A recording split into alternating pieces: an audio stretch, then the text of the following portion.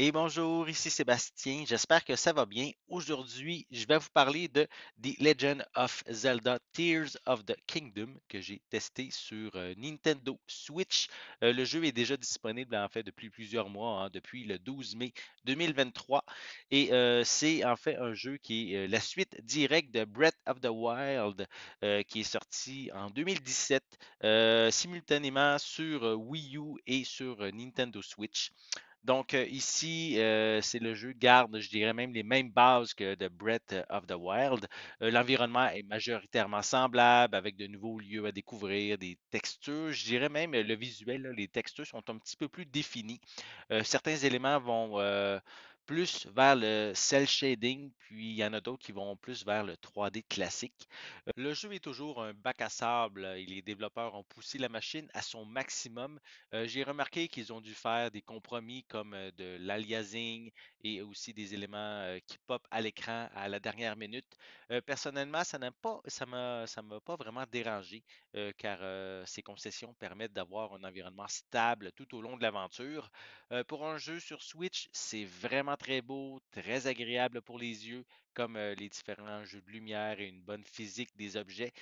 Si vous jouez en mode portable, certaines problématiques visuelles sont moins apparentes dues à son écran qui est vraiment plus petit, évidemment. Dans les deux cas, ça joue quand même très bien. La musique est présente, mais comme dans le précédent jeu, elle est quand même assez discrète. On entend des segments par-ci, par-là. Le rythme aussi va augmenter lorsqu'on est face à un ennemi ou à un boss. Le doublage aussi est très bien réalisé. De mon côté, j'ai joué en version française et les acteurs ont fait un excellent travail lors des séquences d'animation. Le jeu est tout à fait crédible, vraiment très intéressant. Côté gameplay, les bases sont toujours là, comme la jauge d'endurance, le fait de pouvoir escalader les parois, la téléportation entre différents lieux et les armes qui se brisent. Ça, c'est un petit côté que j'ai toujours trouvé un petit peu achalant. Par contre, de nouvelles habilités font leur apparition, comme la fusion d'une arme avec un autre objet, comme une pierre par exemple, qui va rendre notre arme, pardon, plus résistante et plus puissante aussi. On peut faire de même avec les boucliers, comme en le fusionnant avec certains champignons qui, lors d'une attaque ennemie, mais il va y avoir des spores qui vont se propager pour l'étourdir. C'est un côté stratégique à exploiter en testant plusieurs combinaisons et voir les effets sur nos adversaires. Autre nouveauté, la fabrication de toutes sortes de véhicules selon notre imagination, avec le matériel qu'on retrouve un peu partout au cours de l'aventure. Le temps peut passer quand même assez vite quand on s'attarde à construire. Une chance qu'il y a une option aussi qui permet de sauvegarder nos plans pour éviter de recommencer à zéro dans le cas qu'on aurait besoin de refaire une de nos constructions. La fabrication demeure assez simple, il faut seulement prendre le temps de jumeler correctement nos pièces.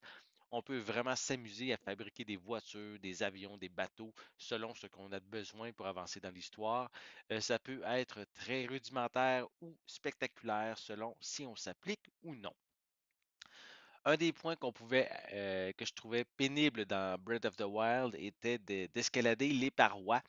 C'est encore nécessaire dans Tears of the Kingdom, mais on a une option très pratique, pardon, qu'on va acquérir rapidement au début du jeu. C'est le mode infiltration qui permet de traverser les plafonds, que ce soit dans une maison ou une grotte, ça permet d'atteindre une surface au-dessus de nous, une surface plane, en quelques secondes. C'est vraiment très pratique, fluide et ça change la donne vraiment pour de nombreuses occasions. L'exploration est encore au cœur de notre quête en fouillant tous les recoins, en levant les moindres rochers. On peut trouver des éléments qui seront utilisés plus tard ou qu'on pourra échanger contre des rubis afin d'acquérir des éléments essentiels pour progresser. Le ciel fait également partie de l'aventure. Les différentes tours qu'on retrouve sur l'immense carte permettent en premier de cartographier une région alors qu'on nous propulse très haut dans les airs, mais elles peuvent aussi être utilisées pour atteindre des endroits surélevés, difficiles à atteindre en s'y rendant en planant justement avec notre paravoile ou en contrôlant notre chute avec le bouton R. Il y a encore plus à explorer car l'histoire inclut la découverte d'un monde souterrain presque aussi grand que la carte principale.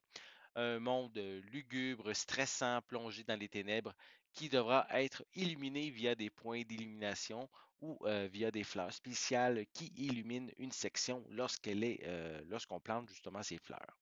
Côté histoire, c'est une continuité directe de Breath of the Wild avec plusieurs pans de son histoire qui fait justement référence. Et j'ai remarqué que l'histoire est beaucoup plus développée grâce à de nombreuses cinématiques. Il y en a beaucoup plus que dans Breath of the Wild. L'histoire est vraiment bien pensée, beaucoup de suspense, de rebondissements qui va nous faire vivre plusieurs gammes d'émotions également. Un jeu avec une très longue durée de vie, hein. Il faut plusieurs dizaines d'heures pour compléter la quête principale et prévoyez autant de temps pour faire toutes les quêtes secondaires qui sont assez diversifiées, en plus de faire tous les sanctuaires qui sont encore présents dans ce volet. Certains vont se demander si ce nouvel opus ne serait pas qu'un simple gros DLC, mais c'est absolument pas le cas. Le jeu propose plusieurs endroits familiers, mais offre également beaucoup de nouveaux contenus, de nouvelles mécaniques, de nouveaux endroits à explorer pour être ici vraiment une suite à proprement parler. Donc, vraiment, si vous avez aimé Breath of the Wild, je vous invite sans hésitation à jouer à The Legend of Zelda Tears of the Kingdom. Vous allez vraiment adorer. C'est vraiment un jeu de qualité qui propose vraiment beaucoup, beaucoup de contenu. J'espère que vous avez aimé cette vidéo. Si c'est le cas, n'hésitez pas à mettre un pouce en l'air, à laisser des commentaires. Dites-moi justement, est-ce que vous êtes fan de Zelda? Avez-vous essayé Tears of the Kingdom? Laissez-moi vos commentaires à ce sujet en dessous de la vidéo. N'oubliez pas non plus, c'est important, abonnez-vous à ma chaîne afin de rester à l'affût de mes prochaines capsules. Et pour l'instant, je vous souhaite une bonne journée, une bonne soirée et je vais être de retour très bientôt. À la prochaine.